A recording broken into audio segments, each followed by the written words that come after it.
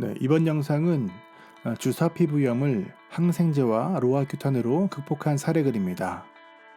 주사 피부염은 감정 홍조 또는 온도 홍조 등등 홍조라고 불리기도 합니다.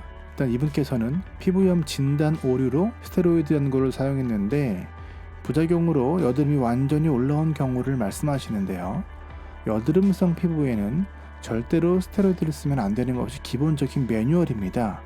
이건 제 얘기가 아니라 많은 피부과 의사분들께서 이러한 이야기를 하시고 계십니다. 자, 그렇다면 이 부작용을 막기 위해서는 무엇이 필요할까요? 먼저 자신의 피부 상태를 정확하게 진단받는 것이 아주 중요한데, 병원 진료 시 기본적으로 자신의 피부 타입을 의사에게 잘 전달해 주는 것이 중요합니다. 예를 들어 내가 여드름이 좀 올라오는 피부이다, 지성 타입이다 등등 의사들이 정확한 진료를 할 수 있도록 판단할 수 있는 여러 가지 정보를 주는 것이죠. 또 하나, 저는 피부과 병원을 최소 3군데 정도는 가보라고 말씀을 드립니다. 그 이유는 의사마다 경험치가 다르고 또 환자를 대하는 태도도 상당히 다르기 때문에 몇 군데 방문하며 진단과 처방의 공통 분모를 찾는 것도 우리 환자들이 해야 할 몫이라고 저는 생각합니다. 이분의 글을 보시면 나는 여드름성 피부이며 이를 해결하기 위해 피지를 조절하는 약인 로아큐탄을 장기 복용한 이력을 가지고 있다, 이렇게 말하고 있습니다.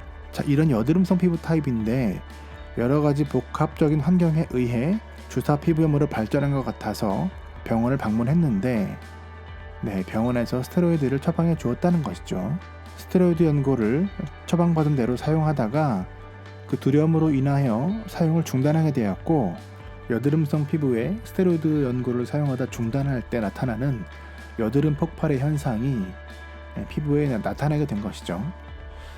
정말 너무 힘드셨겠습니다. 피부가 갑자기 이렇게 뒤집어지면 심리적으로 크게 위축될 수밖에 없습니다.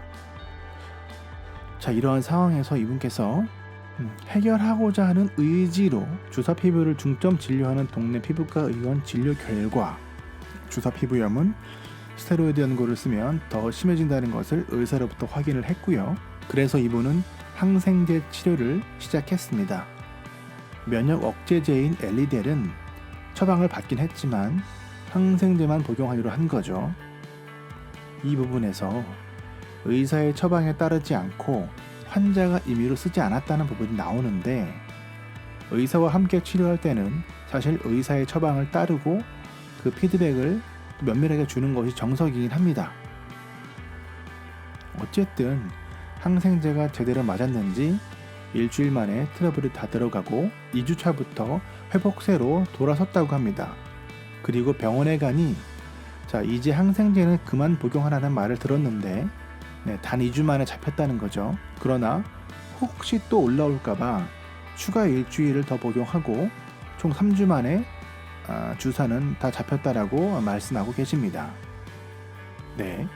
결과적으로 말씀드리면 여드름성 피부이고 어떤 환경에 의해 주사가 생겼다라고 하는 것이니까 이분은 만성 주사 피부염 질환과는 다르게 보는 게 맞겠죠. 그렇다면 급성으로 피부가 붉어지는 어떤 원인이 있는 경우에는 아마도 한두 달간의 급격한 스트레스라던가 또 그런 감정적으로 많이 힘들다거나 피곤하거나 이런 상황에서 주사가 올 수 있는데, 이럴 때는 2-3주 정도 항생제를 잘 복용함으로써 해결할 수 있다는 또 그러한 솔루션이 될 수 있겠습니다. 이분의 사례를 빗대어 결론을 말씀드리면 자신의 피부 타입을 면밀하게 관찰하고 이해한 후에 병원을 잘 선택해서 진료를 받는 게 중요하고요. 이때 병원은 최소 한 3군데 이상 방문해서, 이유는 간단합니다. 난치성 피부 질환은 사실 의사들도 100%의 진단을 내리기 어려운 게 사실이기 때문입니다. 그리고 여드름성 주사 피부는 스테로이드 사용을 절대 금지하는 것이 중요한 포인트겠죠. 그리고 항생제는 장내 유익균과 유해균을 모두 사멸시키기 때문에 유산균을 복용하여 장내 유익균을 정착시키길 추천드립니다. 그리고 일부 피부과에서는 항생제 처방 후에 유산균을 처방해 주는 곳도 있습니다. 영상을 마무리하자면 이번에도 알 수 있듯 피부 질환은 너무나 다양하고 의사들도 100% 완벽한 진단을 내릴 수 없다는 것이 바로 난치성 피부 질환이라는 것을 확인할 수 있었습니다. 이런 난치성 피부 질환을 대하는 데 있어서 무작정 스트레스를 받고 감정적으로 힘들어질 것이 아니라 이 상황을 냉정하게 바라보고 극복할 수 있는 방법을 찾는 것이 더 중요하고, 또 그리고 그 방법은 몇 번의 반복이 될 수 있지만 결국은 해결할 수 있다는 확신을 가지고 자신의 피부 질환을 대했으면 좋겠습니다.